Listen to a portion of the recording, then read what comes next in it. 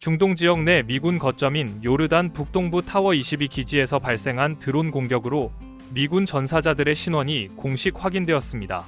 미 국방부는 이번 공격으로 사망한 장병들이 모두 조지아주 출신의 미 육군 예비군 제902 16공병여단 소속 제710 8공병 중대 대원들이라고 발표했습니다.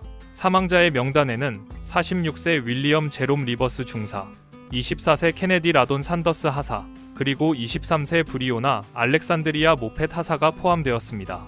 조 바이든 대통령은 성명을 통해 이들을 가장 숭고한 희생을 치른 애국자라고 지칭하며 이란의 지원을 받는 민병대에 의한 공격임을 명확히 규정했습니다. 이번 사건은 가자지구 전쟁 발발 이후 중동 내 미군 기지가 수차례 공격받는 상황 속에서 처음으로 발생한 미군 사망 사례라는 점에서 사태의 엄중함이 남다릅니다. 사브리나 싱 국방부 부대변인은 브리핑에서 해당 장병들이 기지 내 숙소에서 수면 중일 때 드론이 타격하여 피해가 커졌다고 설명했습니다. 미군 당국은 전사자들의 가족들에게 비보를 전한 뒤 관련 절차를 밟고 있으며 미국 전역에서는 이들의 희생을 기리는 추모의 물결과 함께 정부의 강력한 대응을 촉구하는 목소리가 커지고 있습니다. 조지아주 포트무어를 기반으로 활동하던 이들 예비군 장병들의 사망 소식은 지역 사회에도 커다란 충격을 안겼습니다. 요르단 타워 22 기지의 방공망이 적의 드론 공격을 막아내지 못한 치명적인 원인이 군 내부 조사를 통해 드러났습니다. 사건 당시 적의 공격용 드론이 기지로 접근하던 순간 마침 임무를 마치고 귀환하던 미군 측 정찰 드론이 같은 경로로 진입하고 있었습니다. 뉴욕타임즈 보도에 따르면 기지의 방어 시스템은 적의 드론을 아군 기체로 오인하여 요격 시도를 하지 않았던 것으로 밝혀졌습니다. 이러한 판독 오류로 인해 폭발물을 적재한 적의 드론은 아무런 제지 없이 미군 숙소 건물로 돌진할 수 있었습니다. 미 국방부 관계자들은 당시 기지의 피격 지점이 방어 시스템의 사각지대였는지 혹은 피하 식별 장치에 기술적 결함이 있었는지를 집중적으로 조사하고 있습니다. 특히 적군이 미군 드론의 귀환 시간을 미리 파악하고 의도적으로 그 경로를 따라 침투했을 가능성도 제기되고 있습니다. 중부 사령부의 초기 보고서에 따르면 공격에 사용된 드론은 이란제 샤헤드 계열로 추정되며 매우 낮은 고도로 비행하여 레이더 탐지를 피한 것으로 나타났습니다. 이번 사건은 첨단 방공 시스템을 갖춘 미군 기지조차 저가형 자살 드론의 변칙적인 공격에 얼마나 취약할 수 있는지를 여실히 보여주었습니다.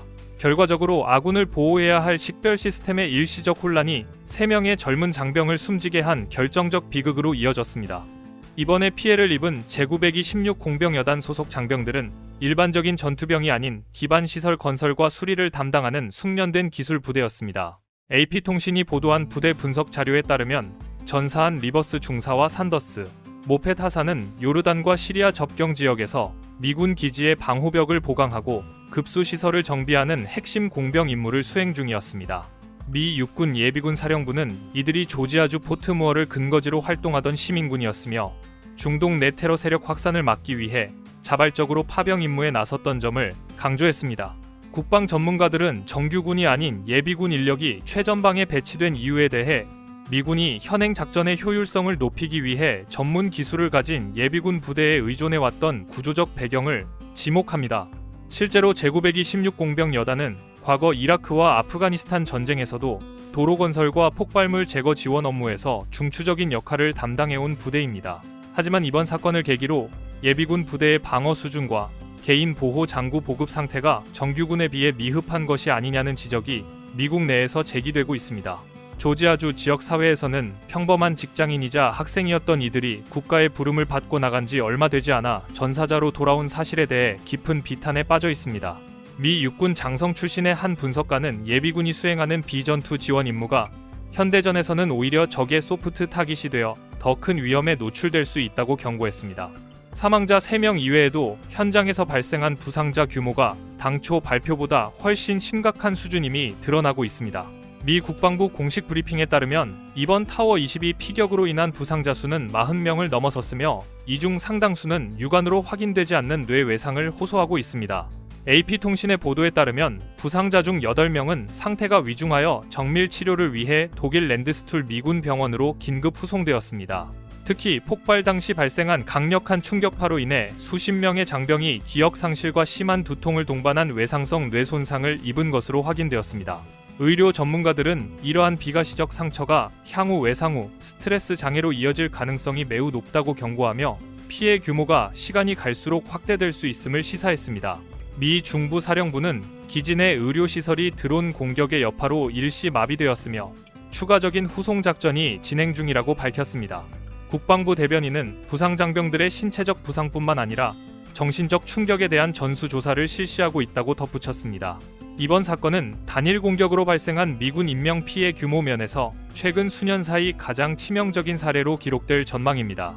결과적으로 자살 드론 한 대가 가져온 파괴력은 전사자 발생을 넘어 부대 전체의 전투 수행 능력을 심각하게 저하시키는 결과를 초래했습니다. 공격 직후 미국이 배후 세력에 대한 강력한 응징을 예고하자 이라크 내 친이란 무장 조직인 카타이브 헤즈볼라는 돌연 군사작전 중단을 선언했습니다. 알자지라의 보도에 따르면 해당 조직은 이라크 정부를 곤혹스럽게 하지 않기 위해 미군에 대한 공격을 일시적으로 멈추겠다고 발표하며 자신들의 결정이 독자적인 판단임을 공격의 시보란족이 강조했습니다. 하지만 미 정보 당국은 이러한 발표를 미국의 대규모 보복을 피하기 위한 기만 전술이자 전형적인 심리전으로 규정하고 있습니다. 실제로 이 조직은 가자지구 전쟁 이후 중동 내 미군 철수를 목표로 수백 차례에 걸쳐 로켓과 드론 공격을 주도해온 핵심 세력입니다. 전문가들은 이들이 이란에 직접적인 지시를 부인함으로써 이란 본토로 불길이 번지는 것을 차단하려 한다고 분석합니다.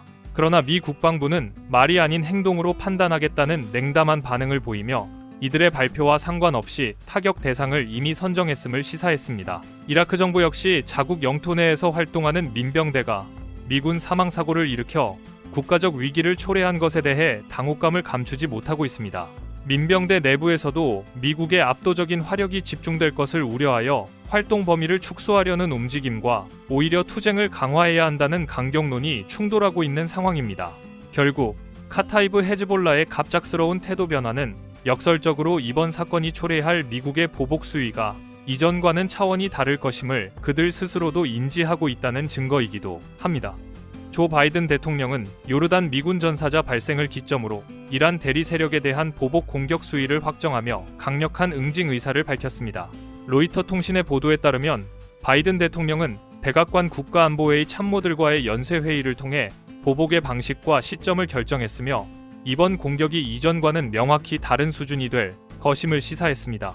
미국 정부는 미군 전사자가 발생한 이상희를 명백한 레드라인 위반으로 규정하고 있으며 민병대의 지휘시설뿐만 아니라 군수 창고와 훈련 기지를 포함한 다수의 목표물을 타격 리스트에 올렸습니다.